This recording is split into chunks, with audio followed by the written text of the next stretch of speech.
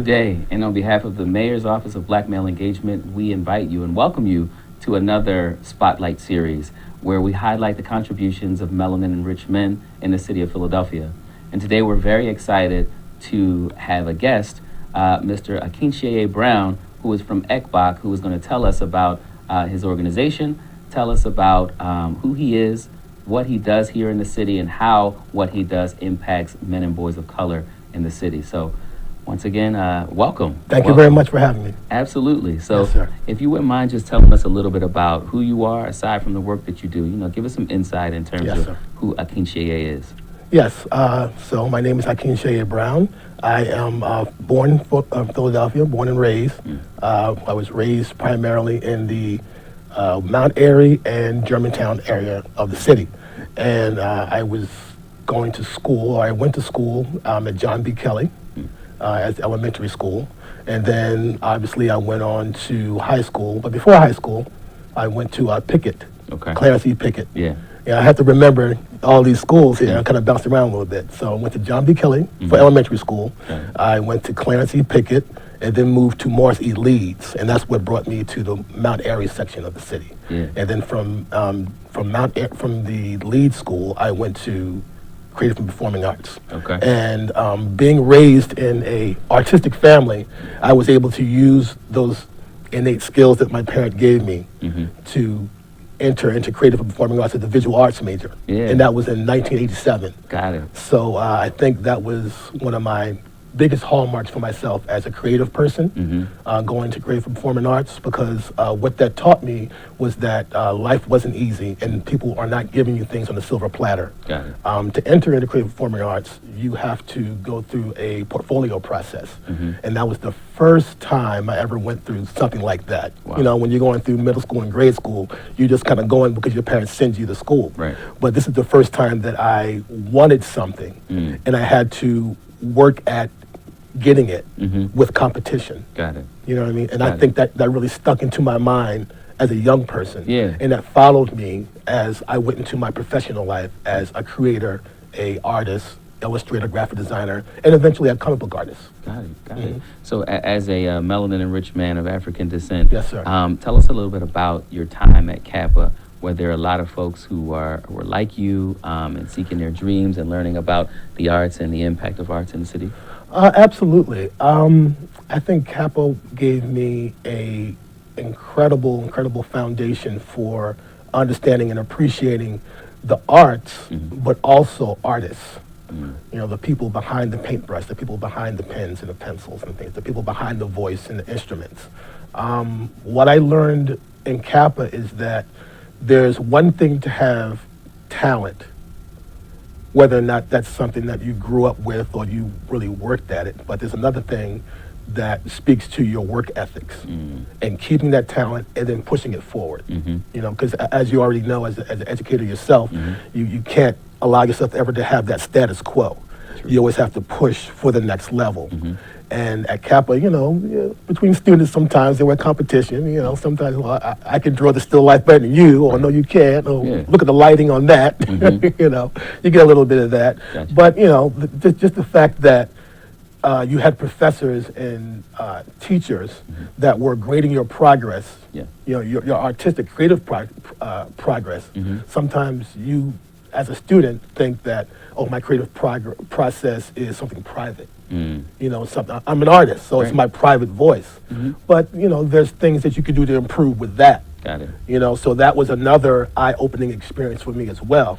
That though you can have these internal feelings and thoughts and visions and ideas, there's still things that you can learn. Got it. You know, Could you yes. speak to the power of the arts Absolutely. as it relates to melanin-enriched people? And I say melanin-enriched because I'm talking about, you know, folks who have melanin in their melanocytes, you know, from mahogany to chestnut. Absolutely. Folks call themselves different things, you know, so Absolutely. this is a way to kind of unify us all. So that's what I mean when I say that. Oh, But no, that's as it fine. relates to people of color, especially men of color in the city of Philadelphia, is the arts important? And talk about, you know, just sort of where the role of the arts. Yeah, I think the arts is very important. I think the arts has a lot to teach African men. it's within the arts that we begin to learn our culture, and we can begin a road or journey towards our identity as African men. Got it. Because if you look at African art in a museum, you may look at it and say, well, I have no connection to that because I grew up, again, in Mount Airy. I don't know what these symbols mean. I don't know what this chiseled line mean. I don't know what these colors represent, right?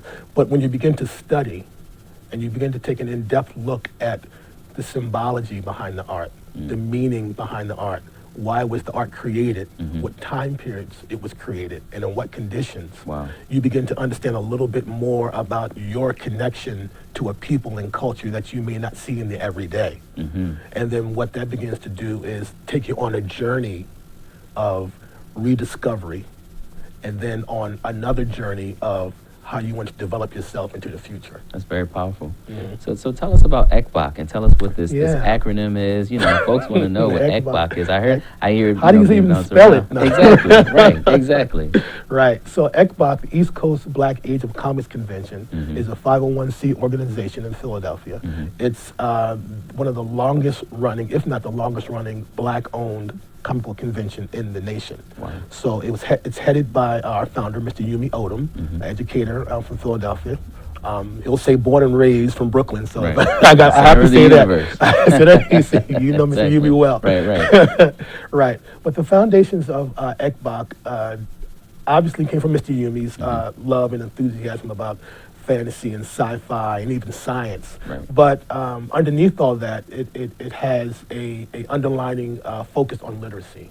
So the interest with ECBOC is to bring young people to a community environment where they can open up their hearts and minds to all different types of ideas of what they can be and what could be, but at the same time give them a foundation of literacy, of the importance of history, and the importance of culture. Got it.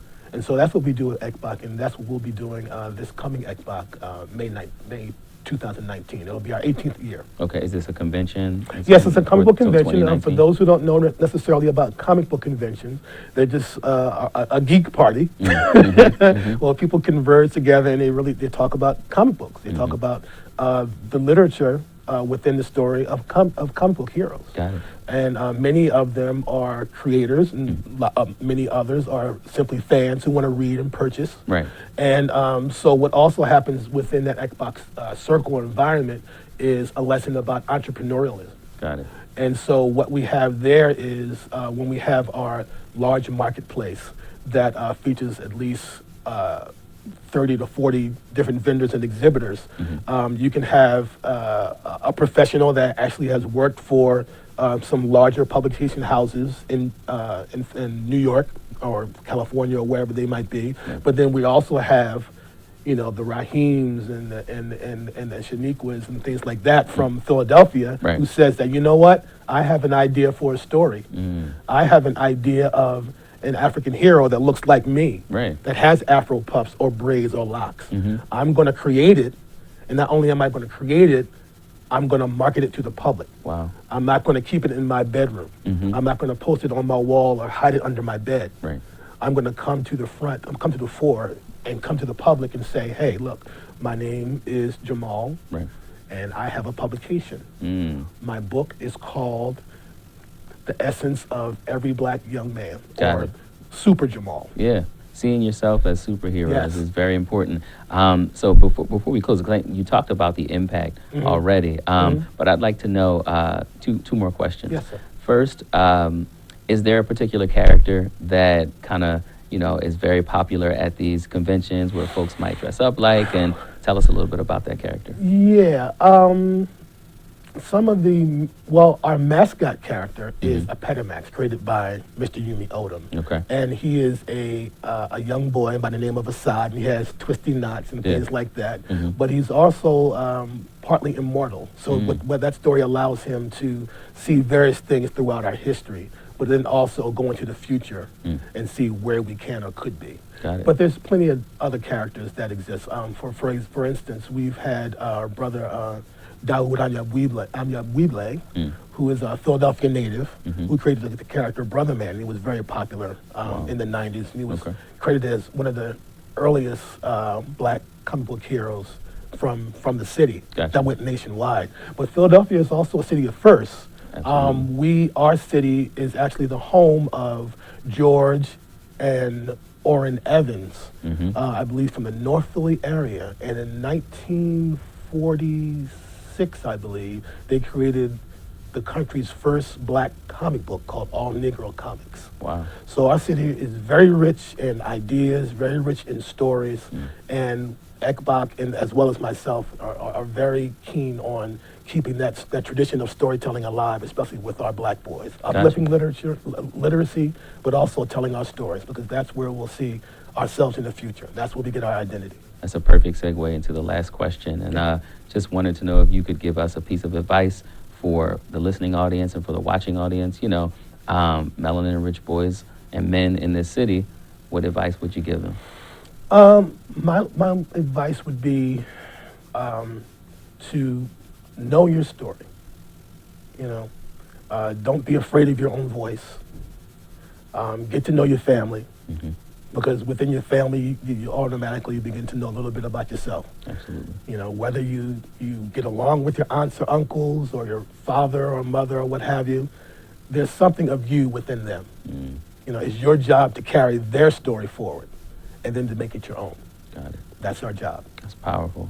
Well, we'd like to thank you very much for your time. Absolutely. And your commitment to the people and the work. Yes, Thank sir. you so much for that. Thank you for having me. Absolutely, absolutely.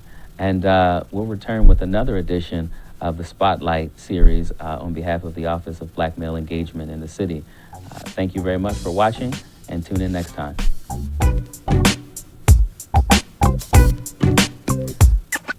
I'm not bring Robert Fluid. You know.